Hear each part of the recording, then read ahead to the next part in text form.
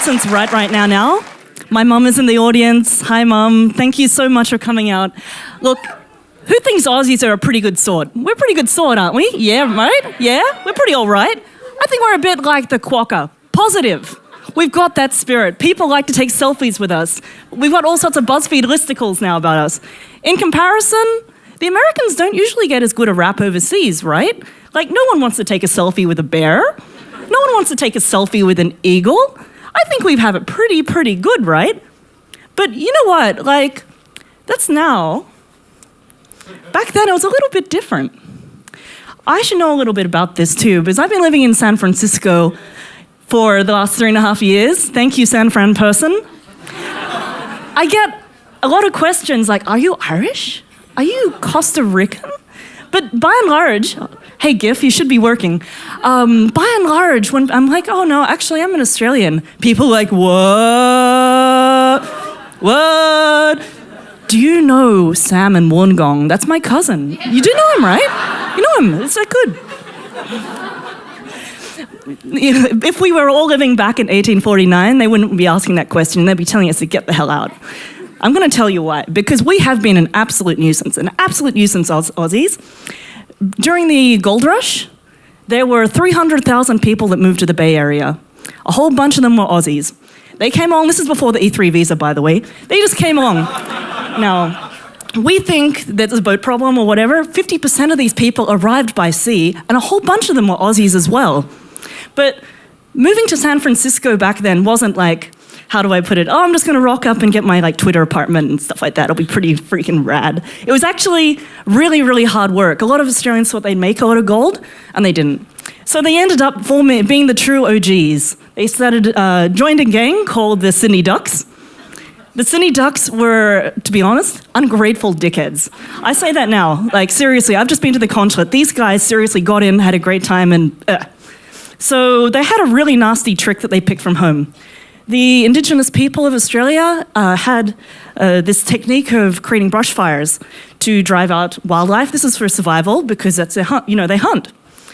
What these Sydney Ducks did is they appropriated this in San Francisco by starting fires downwind from Sydney town to make people scamper away, and then they would go and loot all the businesses and all the warehouses that had been affected whilst everyone else was freaking out. So, yes, I know we're doing, this is really enterprising. So by 1851, people were really pissed off. They were really pissed off. The cops weren't doing enough. And they formed what they called the Vigilance Committee in San Francisco. And this is actually a picture of a person getting hung up. This was a guy, an Australian, who was seen stealing a safe, and people thought, okay, we're over this. So they chased him by rowboat and on foot, and they eventually caught him and they hung him up within 5 hours. These were the original bogans, and what the Vigilance Committee said is if you find an ungrateful dickhead, we will give you $5,000. Could you imagine that if you found a bogan and you said, hey, there's a bogan over there, ka-ching. That's all right? Okay, no, nothing against bogans, I'm only here for a while, Another thing that crept in, which is a little more benign, was the blue gum eucalyptus. People like the eucalyptus, right? It smells good. People, dig it. It's pretty, and the Californians thought it'd be pretty good too. Because during the gold rush, a lot of trees got chopped down, and some smarty pants said, the eucalyptus is great for lumber, and it has magic oil that will restore you, and it's good for planting beside roads. That's a thing. Problem is, as we know now, if you import a species to solve an ecological problem, you're probably going to miss something. And in this case, they forgot that they're not bringing along native species which keep down the eucalyptus, native insects and whatnot. And ultimately, there was a eucalyptus bubble. People worked out that eucalypts weren't actually magical. And people who invested in the eucalypt kind of very quickly learned they had a problem on their hands. It was a massive nuisance. During the 90s, around the Bay Area, again, there were some massive wildfires that were caused by the eucalyptus going up. Now, we know what it's like here when eucalypts go up. It was pretty substantial there, and, the people had real reason to not be happy.